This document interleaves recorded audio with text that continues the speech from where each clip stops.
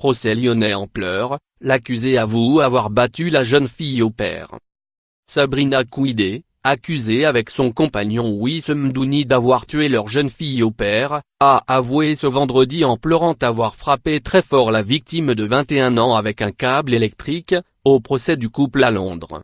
Les deux Français étaient persuadés que Sophie Lyonnais, une jeune fille originaire de Troyes et décrite par tous comme timide et fluette, était la complice de Mark Welton, un ex-compagnon de Sabrina Kouidé et membre fondateur du boy band Boyzone. Selon le couple, Mark Welton avait, grâce à son aide, abusé sexuellement des membres de la famille. Lire aussi, procès lyonnais, l'accusé craignait pour la sécurité de sa famille. À l'audience vendredi, la mère de famille de 35 ans a admis en pleurant avoir frappé très fort Sophie Lyonnais, sur les bras, les jambes, avec un câble électrique, parce qu'elle se sentait trahie.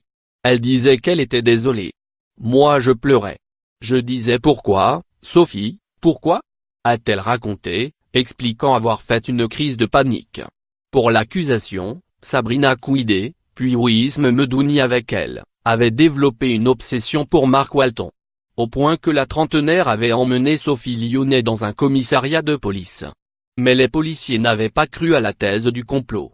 Le couple se livrait à des interrogatoires musclés de la jeune fille, qu'ils enregistraient afin de prouver leurs accusations. Qu'est-ce que j'ai fait ? Sabrina Kouidé, co-accusée. Selon Wissem Mdouni, Sophie Lyonnais est morte à la suite d'un interrogatoire que sa compagne aurait poursuivi sans lui dans la nuit du 18 au 19 septembre 2017. Parti se coucher, il aurait été réveillé par Sabrina Kouidé, qui lui aurait montré la victime inanimée dans la salle de bain, en répétant « Qu'est-ce que j'ai fait ?» Le 20 septembre, les pompiers, alertés par des voisins, avaient découvert Wissem Mdouni en train de brûler le corps de la jeune fille, dans le jardin de leur logement du sud-ouest de Londres. Sabrina Kouidé, elle, accuse son compagnon d'avoir tué Sophie Lyonnais. Il était avec moi pour le sexe, rien d'autre, et l'argent. Sabrina Kouidé, co-accusée.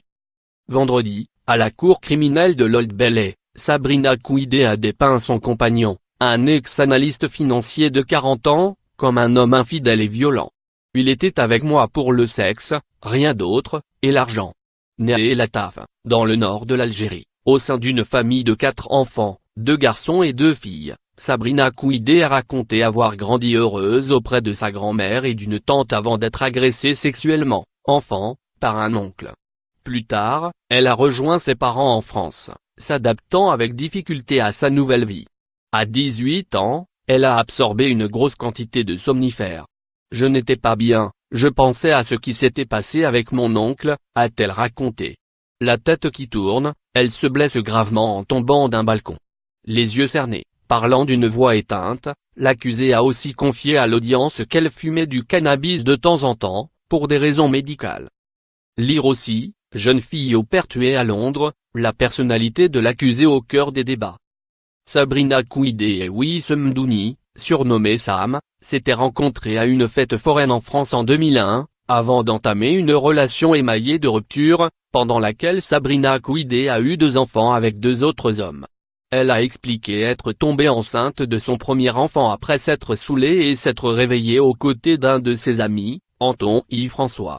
Celui-ci a au contraire affirmé que Sabrina et lui avaient eu une relation pendant 6 mois, selon une déclaration faite à la police, lue à l'audience vendredi. Selon lui, Sabrina a une double personnalité, elle pouvait être adorable comme elle pouvait être détestable et pouvait s'énerver à cause d'un regard, d'une bêtise. Pour ce manutentionnaire, Sabrina Kouidé est une manipulatrice, qui sait charmer et mentir et s'en prend aux plus faibles. Sabrina Kouidé s'était installée à Londres en 2004, travaillant comme nounou, employée à la poste, puis dans un groupe de communication avant de vendre des crêpes, puis de tenter sa chance dans la mode. Elle est aujourd'hui dans un centre pénitentiaire destiné aux personnes souffrant de troubles mentaux.